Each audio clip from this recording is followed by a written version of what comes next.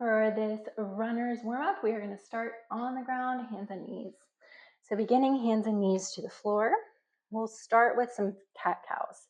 So inhale, looking forward, out and up, arch your spine. And then exhale, push the floor away from you, tuck the tailbone, and release the weight of the head. Inhale, arching the spine, look forward, out and up. Exhale, round the spine, pushing the floor away from you. Release the weight of the head. So moving at a steady pace that matches your breath. Inhale, looking forward, and exhaling to round. We're warming up, mobilizing the spine, as well as gentle activation of the core. One more time, exhaling. And then pause here. Just shift your weight forward slightly so that the shoulders are over the wrists. Really think about puffing up the upper back and releasing the weight of the head.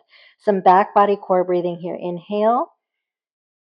Feel the ribcage expand. Exhale. Feel the core really engage and draw up and in. 2 more times. Inhale.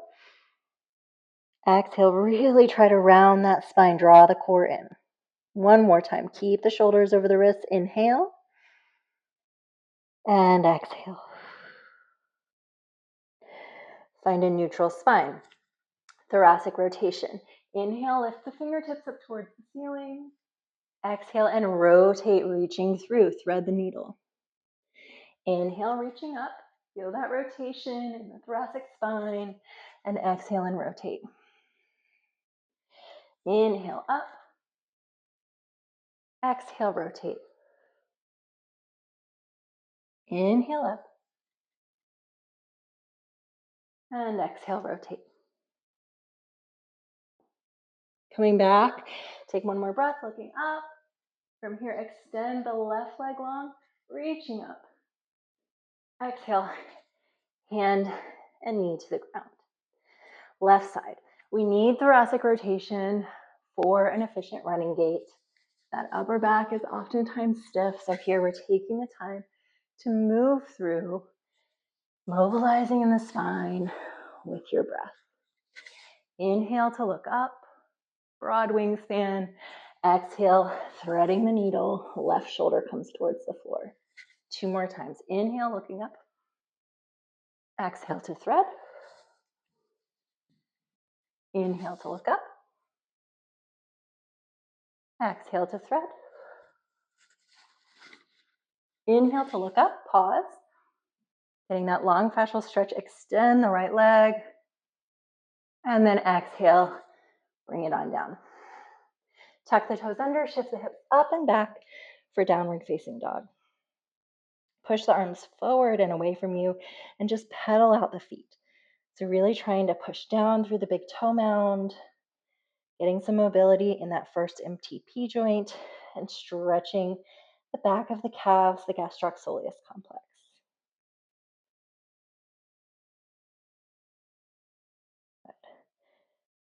Bring the knees down towards the floor. Step the right leg forward. Inhale, lift the arms up overhead. And exhale, reach up and over towards your right. Take 3 breaths here, breathing into the left side body. You can bring the left hand behind the head.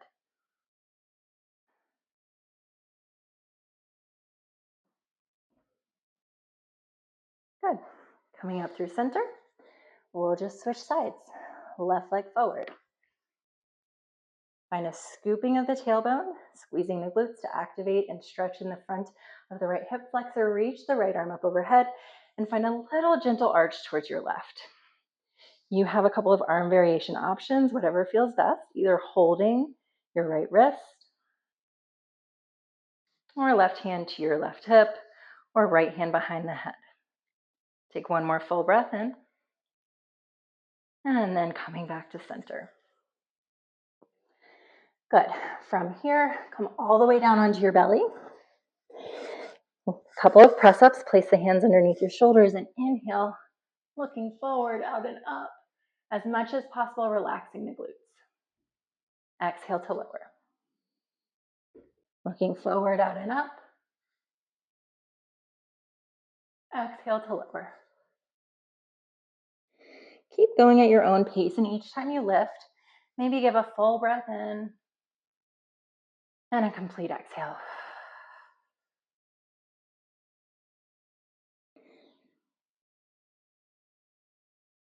I generally recommend you do about 5 or 10 of these,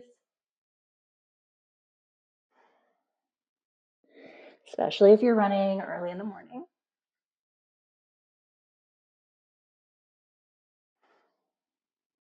Now push into the hands, press the hips back towards the heels, and then transition to downward facing dog. Hips high, make that inverted V shape. Take a full breath in, lift the right leg up. Exhale, step the right foot to the outside of the left hand, this long lizard runner's lunge. Reach the right arm up towards the ceiling, and then back down. Step back. Other side, inhale, lift the left leg up. Step the left leg forward to the outside of the left hand. Reach the left fingertips up towards the ceiling and back down. We'll do that one more time on each side. Right leg up. Right leg steps forward. Feel the hips relax down and reach the right fingertips. And press back. Left leg up. Step it forward. Reach the left fingertips.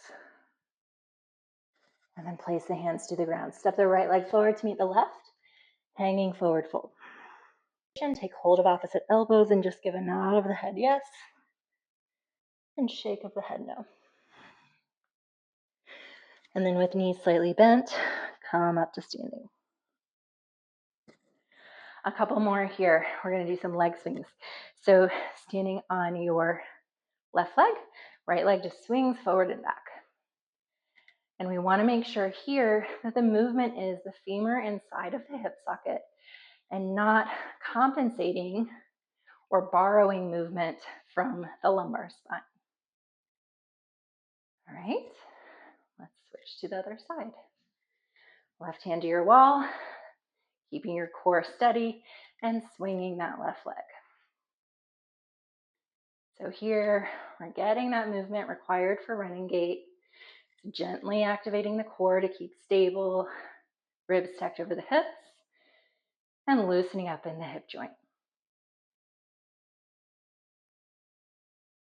Okay, before we move on, let's just kind of come here, take hold of your left foot, and then your right foot, and then your left foot, and then your right foot. Good. Doing about 5 times each side, just warming up. Again, that hip piriformis area.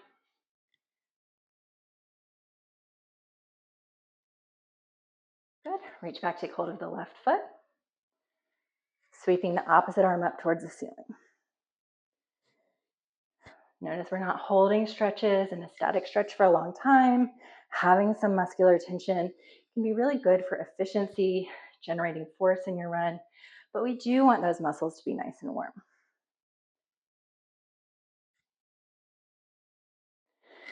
One more side. Good. And then facing towards the wall, hands can be at the wall. Take the right leg, we're just swinging laterally.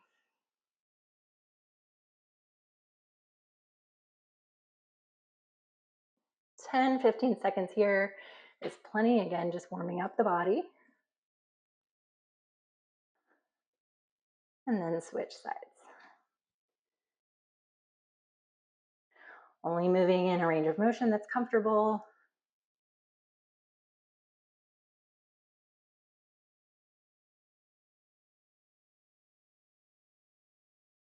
And then the last thing that I'd like you to try is stepping back so you're on a little bit of an incline, some heel raises, so up and down 10, 20 times, just warming up the feet. It's helpful for proprioception, helpful for that ankle and foot stability. Again, that's needed to generate force, propel you forward, and also have that good proprioception starting at the base for good kinetic chain loading all the way up to the hips and the spine. Just working until you feel some stretch, a little bit of waking up and heat generated in those calf muscles. Once you get to about 20, you can stop. And then you are done and ready to run.